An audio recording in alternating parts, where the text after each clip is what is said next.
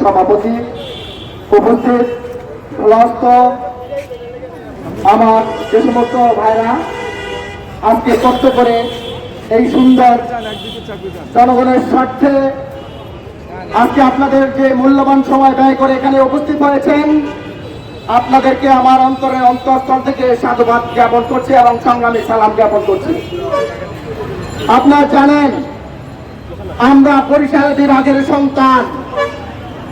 আপনারা জানেন বরিশাল বিভাগ বাংলাদেশের একটি অনন্য বিভাগ। এই বিভাগের সন্তানরা যেন বাংলাদেশের কোনো ট্যাক্স দেয় না।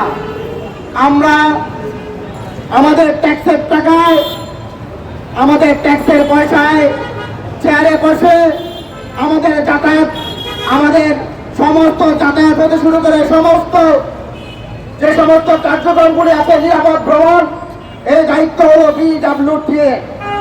কিন্তু দুঃখের বিষয়, আপনারা জানেন সদরঘাট হইতে শুরু করে আমাদের বাড়ির দরজায় দৌলতখান ভোলা সকল জায়গায় একটি সিন্ডিকেট নিয়ন্ত্রণ করে আমাদেরকে যেভাবে নির্যাতনের স্ট্রিমের মধ্যে ছেড়ে দিয়েছে। আমরা মনে করেছিলাম 5ই আগস্টের পরে নতুন সূর্য উদয় হয়েছিল, সেই সূর্য উদয় হওয়ার পরে আমরা এই সিন্ডিকেট ভাঙতে পেরেছি।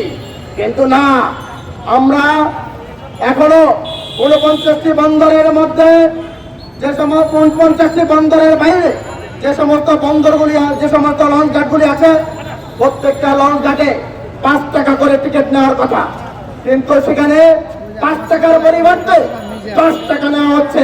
আপনারা জানেন গরিব দুঃখী মেহনতি মানুষের যে সমস্ত 50 কেজির একটি বস্তা নিয়ে আসা হয়, একটু মাছ নিয়ে আসা হয়, সেই মাছের থেকে যদি 50 কেজি মাছে 100 টাকা নিয়ে যাবে, 200 টাকা করবে, গুলি করবে।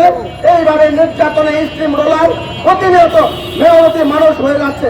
বড় লোকের কোনো অসুবিধা নাই, কারণ তাদের অবৈধ টাকায় তারা পথ চলতে কোনো অসুবিধা হয় না। কিন্তু আমার দেশের গরিব দুঃখী মেহনতি মানুষ বাংলাদেশের তথা প্রবাস থেকে যখন ফিরে আসে অত্যন্ত পরিশ্রম করে তাদের লোভ লালসা ওই প্রবাসের ওই ব্যক্তি থেকে, যেন এই ব্যক্তি থেকে তারা অবৈধ উপায়ে টাকা ইনকাম করতে পারে, জোর জুলুম জবরদস্তি করে সন্ত্রাসী কাতায় তাদের কাছ থেকে টাকা আদায় করা হয়। আপনারা জানেন ইতিমধ্যে ভোলা দৌলতখান থানার, যেহেতু আমি ওই থানায় বসবাস করি, ওই দৌলতখান থানার টিকিট 5 টাকা টিকিট 10 টাকা নেওয়া হয়। সেখানে 5 টাকার টিকিট কেটে 10 টাকা স্পর্শক করে 10 টাকা নালিকে কেটে 10 টাকা করে জোরপূর্বক নেওয়া হয়। আপনারা জানেন 10 কেজি, 20 কেজি, 50 কেজি টক্সিক সেখান থেকে 100-200 টাকা পর্যন্ত নেওয়া হয়। আমি ইতিমধ্যে ভোলা জেলার রিয়াজ ফটো অফিসারকে ফোন দিয়েছিলাম, বারবার তাকে ফোন দেওয়ার পরেও সে এই ব্যাপারে কোনো কর্ণপাত করতেছে না। আমি দৌলতখান থানা নির্বাহী কর্মকর্তার দৃষ্টি আকর্ষণ করে